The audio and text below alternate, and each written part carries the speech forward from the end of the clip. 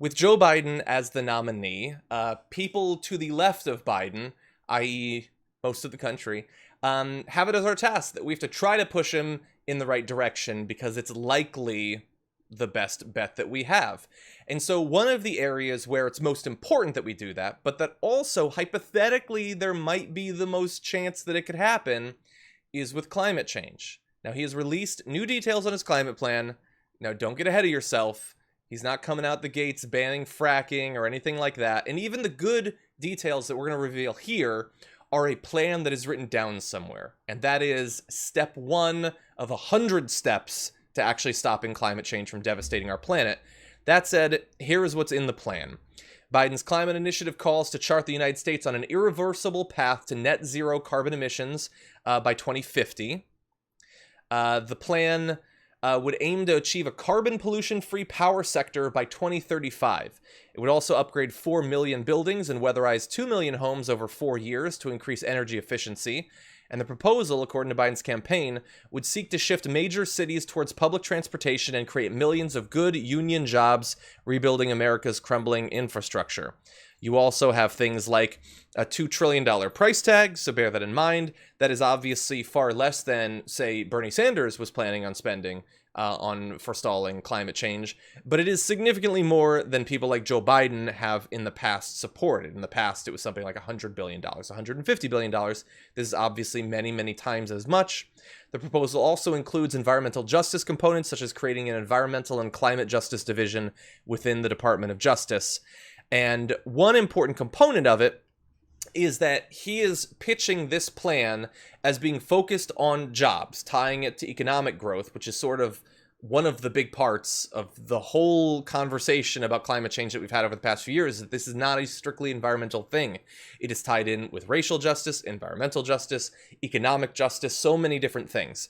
And so, at least in his plan, he seems to get that. And also, importantly, he is pitching it as irreversible because he says the way they're going to pass this is going to make it extremely difficult to pull the funding in just a few years. So if he puts this into effect, then you get Tucker Carlson in 4 more years. Hypothetically, Tucker will have a hard time reversing the efforts that this plan aims to put into place. So it seems like a shift. I mean, it's definitely a shift. Not even seems like it. From his previous thoughts about climate plans and ways to prevent things and actually build infrastructures that would match up with this. So the question becomes as to why. Is it because of pressure? Is it because he thinks politically it'll work more for him? Did he wake up one morning and then read something where he said, "Man, this is a serious problem. Let's put something together"? No. Someone did come to him with something, and whatever the reason is, the only reason I ask the reason is because there's people that speculate that he's not really going to implement it. This is just lip service. He's just trying to get elected. Don't trust him. Remember what he said before. Okay, I get that speculation, but what's the reason to not try to continue to push him that way? Maybe it was due to some pressure. Maybe it wasn't. I don't care. He's proposing something that's on paper that would allow people that want even more than what he's proposing to have a starting point. Now, I understand we want it all, but the hard part is going, okay, this guy's just trying to game us just to get elected. I know who else isn't gaming us just to get elected and definitely won't even consider going any of these directions. In fact, he will throw a middle finger at you and say, move along. What is this climate thing you're talking about? I saw a snowball last week. That's the difference in climate plans that you're going to get. So I understand your issue, and people maybe want to see a cabinet put in place that's going to carry this out, which I'm okay with that too. But how often do you see a full cabinet put in place for something like this before the guy even gets elected? So maybe I'm being a fool, but I don't think it's that big of a risk to go for something like this so we can pursue more rather than going for something that someone has explicitly told you they have no interest in even considering. Yeah. I mean, we can speculate at this point about whether he will actually do it. We don't know. I know that he did have to be pushed into it, but that's what's going to happen. And that's why, a lot of people believe that Biden is a far better opponent to have in the White House than Donald Trump, because Donald Trump cannot be pushed by the left into literally doing anything. And I don't want to spend the next 4 years just hoping that, like, John Roberts saves us once again at the last second. That's not the existence I want to have. I want hair in 4 years. Whereas in this case, you had the AOC Kerry task force. You had people like Varshini Prakash of the Sunrise Movement putting as much pressure on Biden's people as they possibly can. And at least in terms of this so far, getting results. And is it just him wanting to get elected? Probably. But I want him to realize that this is a great way to get elected. And then I want him to realize that if he wants to win the midterms, maybe you should deliver on some of it. Okay, is that his like actual personal view that he holds? All of this stuff? Probably not. But if we get it done, that's what's important. And by the way, reporting positively on this doesn't mean, oh, we're good, let's never talk about it again. No, we watch him every step of the way. But we should also be willing, every once in a while, as a movement on the left, a movement that has lost so many times and has lost so much, if we win even a little bit, let's acknowledge it for a minute. How about that?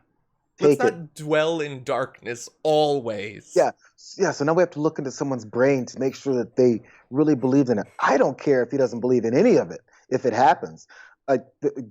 Changing things in this country have nothing to do with his brain, it has to do with the actions behind it. So if he does it, I don't care if he signs this, or then he presses Congress. Hopefully, by the way, my side note being, let's go ahead and talk about how different laws can be put in place. It's not just the president.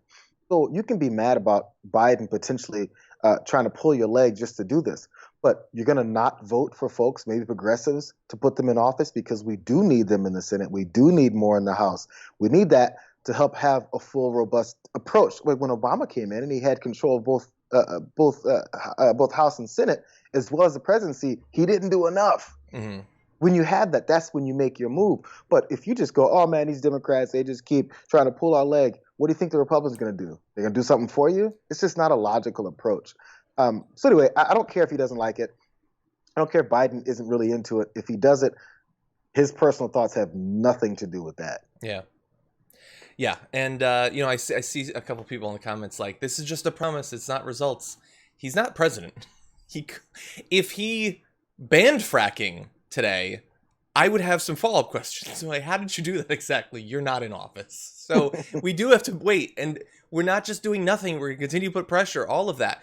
I don't have a vested interest in, like, pumping him up. And I also don't have a financial interest in just responding to every bit of Biden news by saying, he's going to kill your family, don't trust him for a second. I don't do either of those games. I'm going to give you my honest opinion, which is, this is moving in the right direction, and we're not done. And don't trust me. Trust people who are actually in the room. Like, for instance, Varshini Prakash, longtime friend of the show, says it's no secret that we've been critical of Vice President Biden's plans and commitments in the past.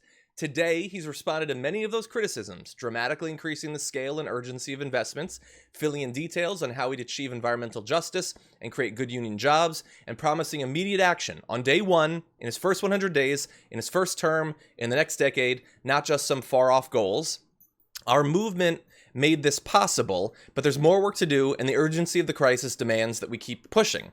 Now, look, to the extent that I know Varshini, I trust her. And I trust that when the first details came out of the environmental committee that they put together, that Unity one, it wasn't as bold as what we're seeing here, and Varshini's reaction was more negative, which is rational. If it's worse, you respond worse. If it's better, you respond better. She didn't respond to the first plan saying, this is amazing, good, I love Biden 2020 right, and always. No, she responded negatively, and now it's moving in the right direction after the pressure that he experienced, and so she's responding more positively. That is a rational response. It's how things can work, man. And the last thing about this for me is, we talk about how Republicans, particularly Trump Republicans, have this they're attached to him for who he is and not what he does or says, and there's this hero worship and there's this deification of folks. I hate saying it, but man, it happens across all political lines, man. Democrats and liberal thinkers, progressives, we tend to start deifying people. And if he's not your deity, that means you can't do anything to support him. It's like, suddenly, a Christian can't go into a Muslim church without feeling like, oh my God, I'm getting stricken with evil. You can have someone that you don't necessarily agree with everything about them, but then support them enough to get things done. It doesn't have to, just because it's not your God, doesn't mean that you can't use them to get what you need. I don't see why that's so hard. But we have this, we're stricken with this, oh my God, I can't say what a good idea from Biden because I don't like Biden. It's okay, don't like Biden, but like this idea. Yeah, yeah. Yeah, and by the way, it's not just a hypothetical. Like, so we're sort of talking about what our stance is likely to be like under Biden. But the thing is, TYT didn't just spring into existence in 2019. JR, what was the approach of TYT to Obama for 8 years? Just clapping for everything he does? You're the best. You're the best. You can't do any wrong, Obama. No. No. Look up Cenk on MSNBC and see what the approach TYT had with Obama. Exactly. And you know what? It's rough to have to do that again. It's way worse than having Bernie, but it's better. And we can possibly push him in the same way that Obama failed in a lot of ways, but we also got some good things. And I don't stay up late at nights thinking about how much I wish we'd had McCain. Or God, if only we'd had Romney instead. That's not what I do. Feel free to comment if you do. That's not what I do.